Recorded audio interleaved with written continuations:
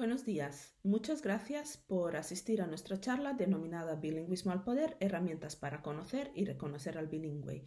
Esta charla es parte de un proyecto de innovación docente que se denomina Be Bilingual, la importancia de ser bilingüe, el que coordinamos mi compañera Tamara Gómez Carrero y yo, Sonia Mujinovic. Este proyecto de innovación docente se desarrolla en la Universidad de Valladolid y al que participamos varios investigadores de varios campus de la Universidad de Valladolid, como es Valladolid, Palencia, Soria y Segovia. Y este PID es un PID interdisciplinar donde participamos docentes de lingüística, literatura, educación didáctica y psicología. La globalización hace que haya una mayor presencia de lenguas extranjeras en la sociedad. De hecho, 2/3 de la población mundial es bilingüe. Bilingüe que hablan 2 o 3 o más idiomas. Pero, ¿qué es el bilingüismo? ¿O quién es realmente bilingüe? ¿Qué sabemos sobre la importancia de ser bilingüe? ¿Qué sabemos sobre el bilingüismo? ¿O cuánto saben los futuros docentes sobre el bilingüismo? Estas son las preguntas que nos hicimos nosotras antes de desarrollar este PID y por eso creamos unos talleres para informar a nuestros participantes sobre el bilingüismo. El objetivo de estos talleres fue facilitar conocimientos claves sobre el bilingüismo, explicar lo tan importante que es ser bilingüe o conocer más de una lengua e informar sobre el efecto que tiene el bilingüismo no solamente en el individuo, sino en la sociedad y en la educación. Entonces, ¿qué información recibieron nuestros participantes que acudieron a estos talleres? Lo que vieron nuestros participantes os lo vamos a explicar muy brevemente. Hablamos de lo que es la gramática universal y que el lenguaje es algo innato, que la facultad del lenguaje está codificada genéticamente y que todo ser humano puede aprender una lengua.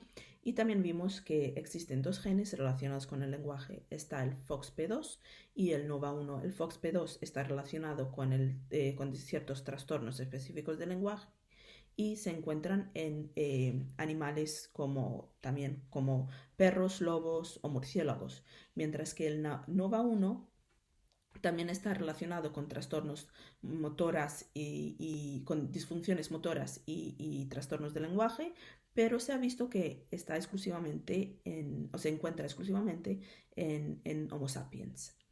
También hablamos de lo que es la adquisición y el aprendizaje. La adquisición es un proceso natural y subconsciente, mientras que el aprendizaje es consciente y deliberado. Entonces, nosotros adquirimos nuestra primera lengua, mientras que aprendemos nuestra segunda lengua. Vimos varios tipos de bilingüismo, lo que es el bilingüismo social, cuando toda una sociedad es bilingüe, y bilingüismo individual, que es cuando cada persona es bilingüe. Hablamos de la complejidad del bilingüismo y del bilingual continuum, donde el hablante ajusta la lengua o su nivel según el contexto y el nivel del hablante varía según este contexto. Hablamos del bilingüismo dinámico, que es cuando el bilingüismo no es estático, lo cual quiere decir que a diferentes puntos de nuestras vidas tenemos un nivel u otro, y aquí también se ve cómo las lenguas en el bilingüe interactúan. Cuando hablamos del bilingüismo, el bilingüismo puede ser temprano o tardío, simultáneo o secuencial. Esto depende de la edad en la que el hablante empieza a aprender o adquirir una lengua.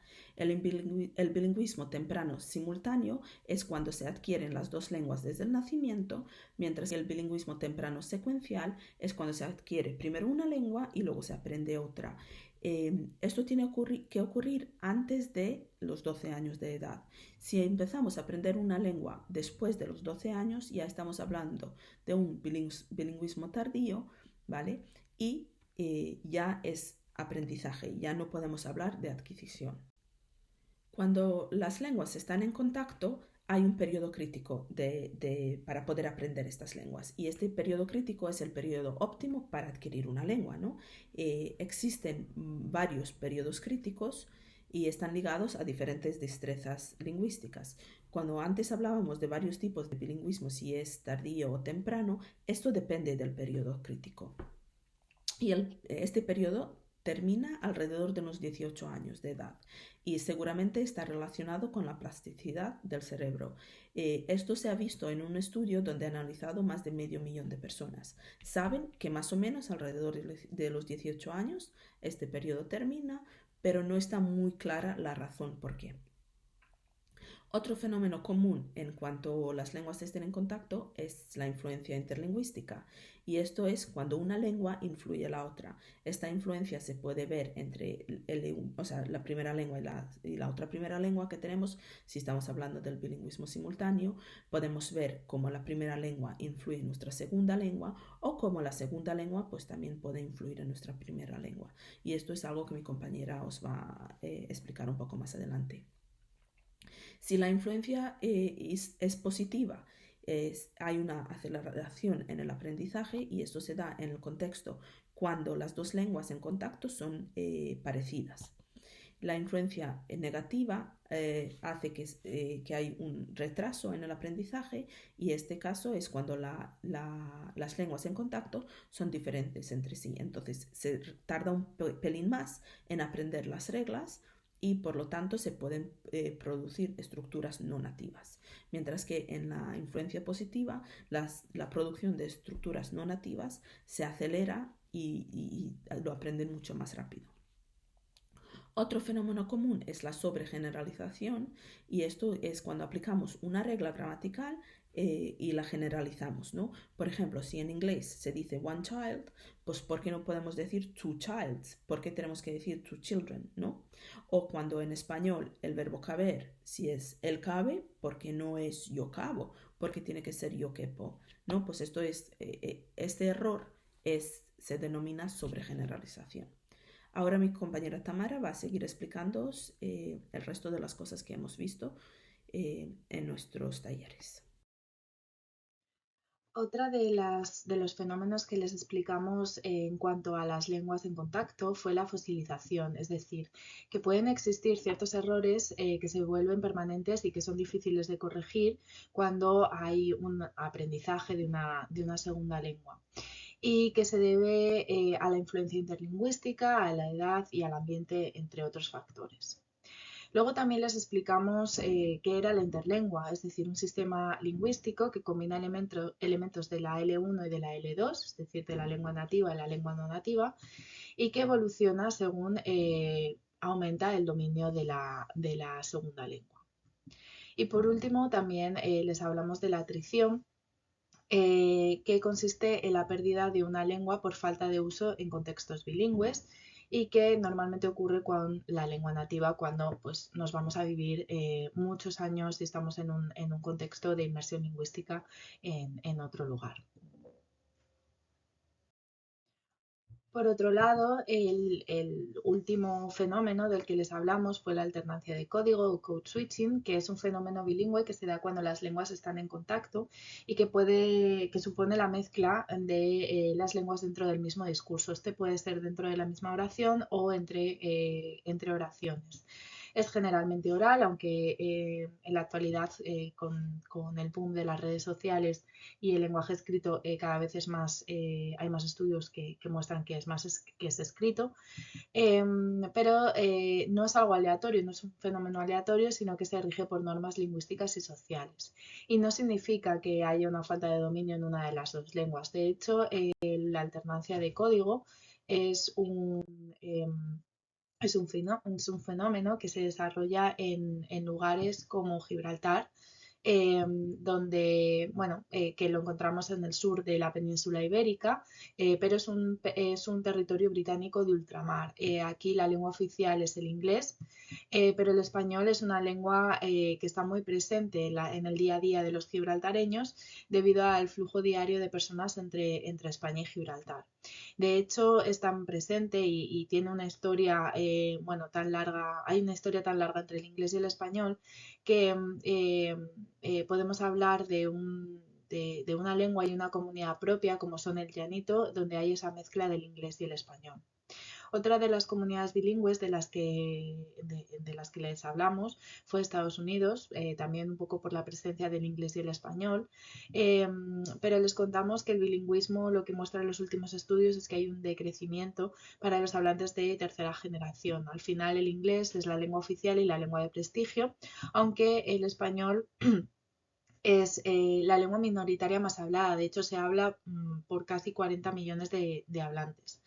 Las zonas donde más presencia del español hay es California, Texas y Florida, que acogen al 50% de los hispanohablantes de Estados Unidos. También les contamos un poco cuál era la situación bilingüe en España. Les hablamos de las 3 comunidades donde hay 2 lenguas oficiales, como son Cataluña, País Vasco y Galicia. Y nos centramos en darles una perspectiva de, por ejemplo, cómo estaba Cataluña, donde cada vez es más común el uso de las 2 lenguas en casa y gracias a la educación bilingüe las generaciones más jóvenes saben escribir y hablar catalán. En el caso del gallego, bueno, sigue siendo bastante más común en las zonas rurales y por la población más mayor, pero también se ha visto un incremento del bilingüismo entre los más jóvenes. Y el País Vasco, pues vemos que el euskera también ha aumentado en la población más joven. Por otro lado, también les mostramos un poco cuál era la situación en otras comunidades, como la Comunidad Valenciana y las Islas Baleares, donde también conviven español y valenciano balear, y que había otras regiones españolas donde se hablaban otras lenguas como el bable, el aranés, el aragonés, etc. Pero que también debido a la migración se estaban creando comunidades más pequeñas donde se hablaba búlgaro o rumano, árabe, chino. Bueno, pues esto fue un poco lo que les mostramos a nuestros participantes a nivel más teórico, pero siempre interaccionando con ellos.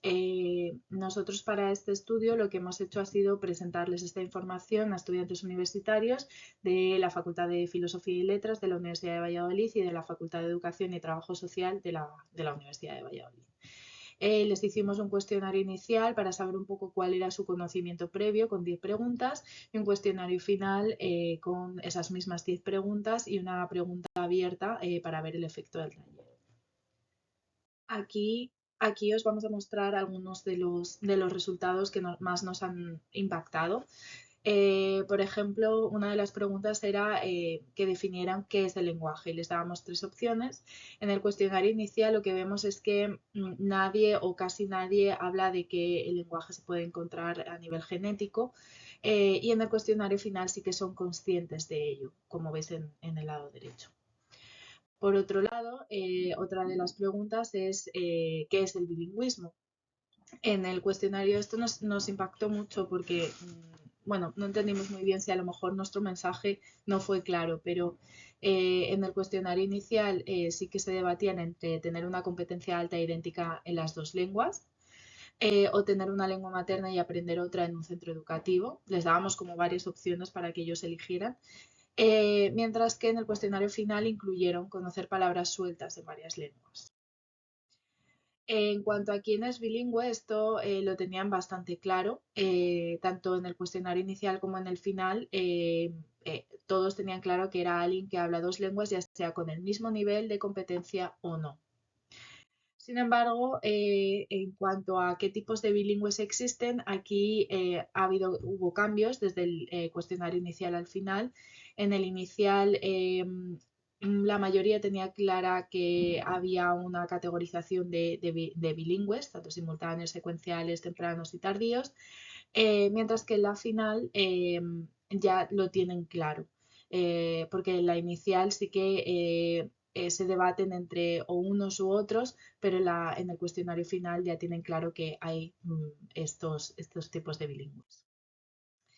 Y por último, lo que les propusimos fue una oración que es un bilingüe, son 2 monolingües en una persona, que es de Grosjean. Y tanto, esto es de filosofía y letras, y tanto en el inicial como en el final tenían claro que no es la definición correcta de bilingüe. En cuanto a la pregunta abierta, aquí para nosotros es la información más interesante, ya que muchos se dan cuenta de cómo de complejo es el bilingüismo, de que hay una influencia entre lenguas, de que hay un periodo crítico, de que no todo es blanco o negro, sino que hay grises. Y también hablan un poco de las comunidades bilingües, de la comunidad del Llanito en Gibraltar o de cómo puede beneficiarnos a nivel de salud el bilingüismo.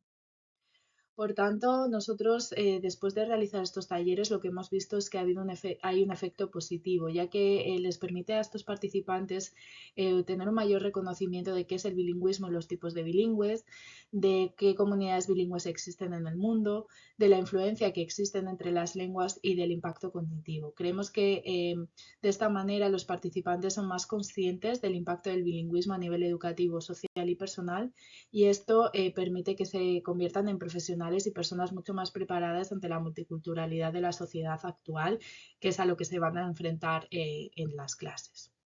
Gracias y si tenéis alguna pregunta no dudéis en decirnos.